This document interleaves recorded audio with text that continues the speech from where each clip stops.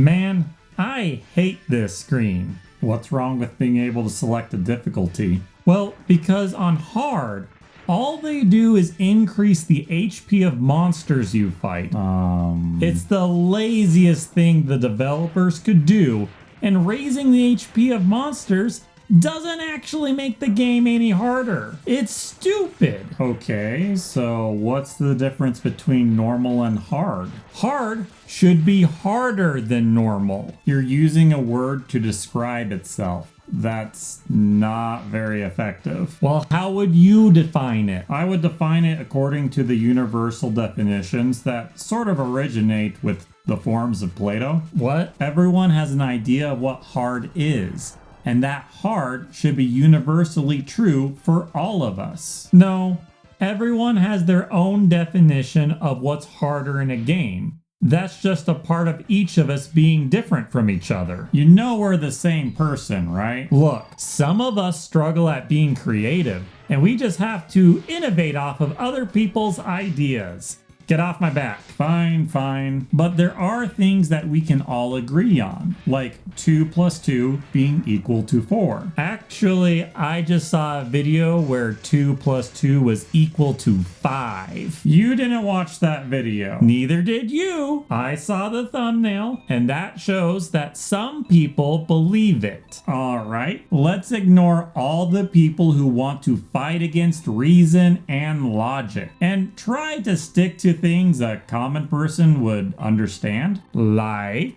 it's harder to go on 2 walks outside than going on 1. But what if they're identical walks? Okay, then yeah. Likewise, it's harder to run for an hour than walk for an hour. Well, yeah, that makes sense. Common people should agree on this. If they don't, then they're trolling you, and that's a topic for another day. Now, why do you select hard mode? Because I want to be the master of video games. That's both ambitious and ominous. Yeah, but I don't have the time to go through every game on hard while providing for my family. So I just want to have a good time while increasing my skills. Okay, that's a lot more reasonable. So let's try to find out what governs difficulty by looking at an example.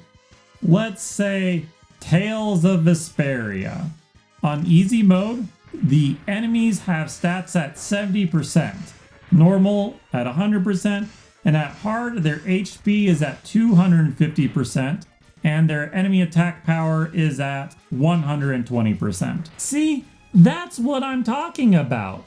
They're just raising their HP. Those battles would last at least twice as long. All right, let's increase it even more then. Let's set their HP and attack power to infinite. Well, that would simply be impossible. Why? Because you couldn't beat them. No matter how much you hit them, it'd go on forever. All right, so let's take that idea and make it its own category. Now let's remove the infinite HP. Do you think you could still beat the game if they had infinite attack power? Like, maybe eventually I'd be able to beat the game, but it'd take a very long time of not messing up. Still, that's another category. What happens when you die? I start over at the save point. What if you had to start the entire game over? That would be stupid.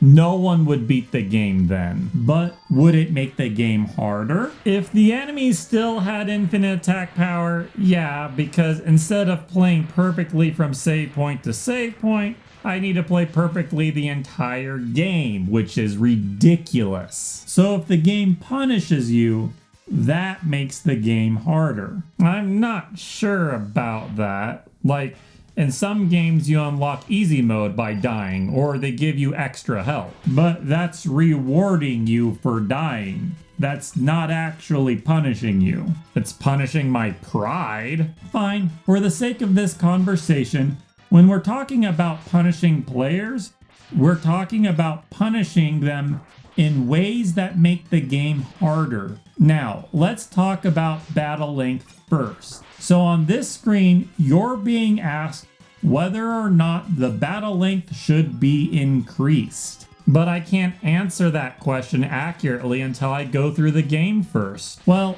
how long should battles be in a game? That would depend on the kind of game it is. But generally, video games should have both short and long battles, as they're fundamentally different. How so? Short battles are opportunities to teach and hone new skills while also providing a contrast for long battles, like boss encounters, which refine and test those skills. Unfortunately, choosing hard on this screen usually lengthens all battles. It removes short battles from their initial purpose and places them in an awkward state. These encounters that are supposed to teach me new skills now take longer, which means that the game is now treating me like an idiot. It's treating you like a slow learner because the short battle lengths are now taking longer. Isn't that giving you time to practice? No, not really. I want to be practicing on the long boss encounters. However, now they're taking longer to get to. You don't want to be spending time on things that aren't testing your skills. Yeah, essentially, it's just wasting my time. I then become more focused on how to avoid battles, which means I'm trying to avoid playing the game, in which case I might as well play a different game. But if the battles stayed the same length and just required you to play better, you're more okay with that.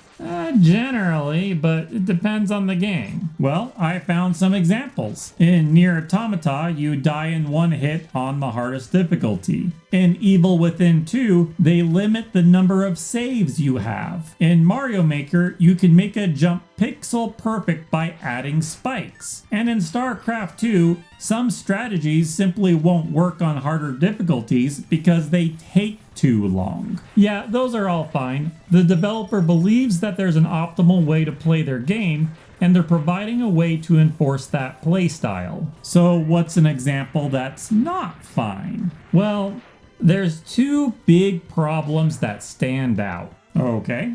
The first one is when the difficulty enters the realm of impossibility. Explain. In Jedi Fallen Order, the developers made the parry timing stricter on the harder difficulties. But as I found out when I went through Hollow Knight, my PS4 controller through my computer results in a variable latency of 3 to 9 frames, meaning that if I had the same latency when parrying in Jedi Fallen Order, it would take between 5 and 15 centiseconds before my game would respond. If they made the parry window 30 centiseconds or less, it'd be impossible to successfully parry 100% of the time. Is the parry window less than 30 centiseconds? I'm not sure. I've not timed it or looked at the code and couldn't find anything about it. But generally, if things become too strict, they become inconsistent. And that's my second problem. Oh? It's when chance is involved. Let's take a loot drop from a boss that only has a chance to drop, and on harder difficulties, it's a rarer drop. A lot of games increase the chances of a loot drop on harder difficulties though. That's incentive for players who don't want to play on harder difficulties, and that's a topic for another day. Yeah, we had problems playing with people like that in the past. A subject for another day. Anyways, does decreasing the chance of a loot drop really make it harder? A loot drop from a boss that has a percentage chance of dropping is more difficult to obtain than a guaranteed drop. Just like a door that opens 1 out of every 10 times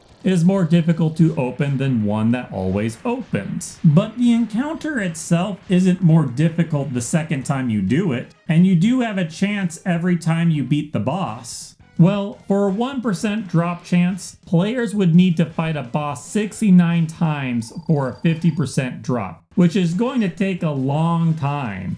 And as we showed earlier, battle length is tied to difficulty. Shouldn't battle length be tied to each boss battle and not the overall experience? For those who've obtained the item, they communicate by saying how many times they've beaten the boss in order to obtain the item, whether it be their first time or 50th. And here we can see chance for what it is. It's variable difficulty. They don't say I figured out how to do a 1% chance. as they don't know how many more times they'll need to do the encounter for their next drop. Just averages, which fail to put the whole picture in mind. Let's do it your way and use an example. On normal, there's a 5% drop rate, and on hard, it's a 1% drop rate. That means on normal, the average would be 1 in 20.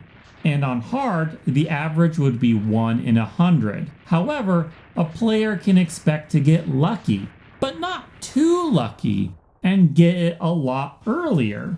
Likewise, a player can expect to get unlucky, but not too unlucky, and get it a lot later. What can be considered too lucky or too unlucky is called an outlier in statistics. An outlier is defined by what's considered not standard. And if you don't know what's considered standard, you pick 95%. So a player can expect their experience to be within 95% of other players, with 2.5% being too lucky and 2.5% being too unlucky for consideration. So let's take a look at normal again. 5% of the population would get the item on their first attempt. And since that's more than 2.5%, it's reasonable to expect the item on your first run. Once the boss has been run 72 times by everyone, we've reached 97.5% of the population. This number is calculated out by multiplying the chance of not getting the item by itself over and over again until right before it's less than 2.5%. If you don't know why we do this, it's because some people who've gotten the drop are going to get the drop again. A good resource for this is looking up dice and probabilities on the internet. It's easy to think that some people who've gotten the drop once won't fight the boss again and steal other people's chances, but unfortunately it doesn't matter whether or not they fight the boss. The probability stays the same. The point is that it's reasonable for a player to expect the drop within beating the boss 72 times. It's up to the developer to then put a cap on this and guarantee the drop for anyone who hasn't gotten it yet. But they frequently don't, and that's another matter. On hard with 1%, it's unreasonable to expect the drop on the first 2 times the boss is killed, because less than 2.5% of the population will have the item. And the boss will need to be beaten 367 times before 97.5% of the population has the item. So based on this, we see the 2 ranges of difficulty. And because they overlap, there's a chunk of people who beat the boss fewer times on hard than people on normal. So changing the probability of a loot drop is not a reliable way of changing the difficulty. But we could fix that by adding caps to the difficulty, making a loot drop impossible from the boss until it's been beaten 72 times. But now when we look at it, we can see that hard clearly takes longer to beat than normal. And this goes back to battle length, but it has not increased the length of the short battles, making my first point invalid to use here. However, once I've done a boss battle, I've demonstrated a strategy that is satisfactory, even if it's not optimal. And given enough time practicing, that satisfactory performance will then become second nature to the point where it's no longer testing me. But you could optimize your run, time yourself, take fewer hits. But that's me making the game harder, not the game making itself harder. The game has stopped testing me, and I'm testing myself, in which case I'd rather test myself on a different game. So what that is boiling down to then is that you want to be playing multiple video games. Yeah, I want to be master of video games, not master of Borderlands 2. If I only played one video game, eventually I would surpass the testing the developers intended and would need to create my own. like a hardcore mode in Dark Souls 2. Hardcore mode basically means deleting your save if you die, but some games like Diablo 3 have it to begin with. But in Diablo 3, I would play the game way differently if I had to start the game entirely over if I died. So you're okay with hardcore mode then? Maybe. I don't really like being punished in a video game, even though that makes the game harder. Well, dying in a game generally means that you lose everything since your last save point. Essentially, you failed the challenge and need to refine your skills until you give up or overcome it. Punishing the player is making the player do something else because they failed. Yeah, I have a few examples here. In Bloodborne, if you die to the blood-starved beast, you have to walk a long distance before you can reach the boss again. In Final Fantasy XI, you lose experience when you die. In Prey on the PS4, you have to wait through a loading screen that takes about a full minute to complete. And in Monster Madness, Battle for Suburbia, if you die to the Lord of Demons, his remaining life gets added to his health bar the next time you fight him. Well, that last one sounds interesting. Oh, sorry, that was probably due to a glitch, since the game was jank and made the fight essentially impossible if you lost once. Then yeah, I don't want it. As I said earlier, if I'm trying something difficult, I don't want to be spending my time on other things. If I manage to do something by the skin of my teeth, there's usually room for improvement. So if I die and have to do it over, I'm totally fine with it in the long run. I may be grumpy for a while, but it's fine. But waiting through a loading screen and then beelining it to an encounter doesn't test the skills I'm interested in developing. It's not why I'm playing the game. I'm utterly miserable. And this is the main thing that turned me away from the Dark Souls series. The notoriously difficult series? I feel that the difficulty in Dark Souls is heavily related to advertisements and environmental storytelling. You're a small, insignificant soldier in a much larger, oppressing world. And that's perfectly acceptable. But I heard that some bosses were far away from the save point and saw how slow the death screen was that it initially turned me away from the series. Well, in Dark Souls 2, your maximum life gets reduced every time you die until it's at 50%. I find that acceptable. I just have to play more optimally. And in Sekiro, dying prevents you from accomplishing side quests. That I'm no longer okay with. Yeah, that's a fourth category that I've not brought up yet. Essentially, sections of the game adds difficulty because fighting fewer bosses is easier than fighting all of the bosses. In Devil May Cry and Quake, you have different enemies on higher difficulties. In Alien Isolation and StarCraft 2, the AI is open to more strategies. In Mega Man X8, there's a whole plot sequence on the final stage that's only experienced on hard. In Contra 3, the final phase of the boss is only available on hard, while in Contra 4, the final 2 levels aren't available on easy. Yeah, I want all of that. I want to experience the entire game. I want to fight the super bosses and pit my skills against them. I don't want to have beaten all of the bosses and therefore the final boss loses 4 phases and is now at half life. I also don't know if I want the full game at the expense of making the game longer or more punishing. I don't like it when the balancing act of wanting myself restricted to the developer's optimal strategy and wanting to experience the entire game has to be performed on this screen when I've not even played the game yet. So that's why you don't like this screen. Why don't you just play the game a bit on each difficulty? Testing out the game on each difficulty doesn't give a full picture, as I will probably only experience the short encounters that are teaching me the same skills over and over again. What about giving you the option of swapping difficulties mid-run? If I swap difficulties mid-run, not only do I have to swallow my pride of having chosen the wrong difficulty to begin with that was based on information that I did not have, I'm getting a mixed result like I talked about in the battle length. I only want the battles testing me to be longer, not the ones that aren't. I could change the difficulty on all of the boss encounters, but now I'm spending time managing configuration instead of developing my skills, which I don't want to do. And if the game is immersive, then I'm going to forget to change the configuration and have a much easier time on the boss than I actually want to. Why do you want to develop your skills in video games?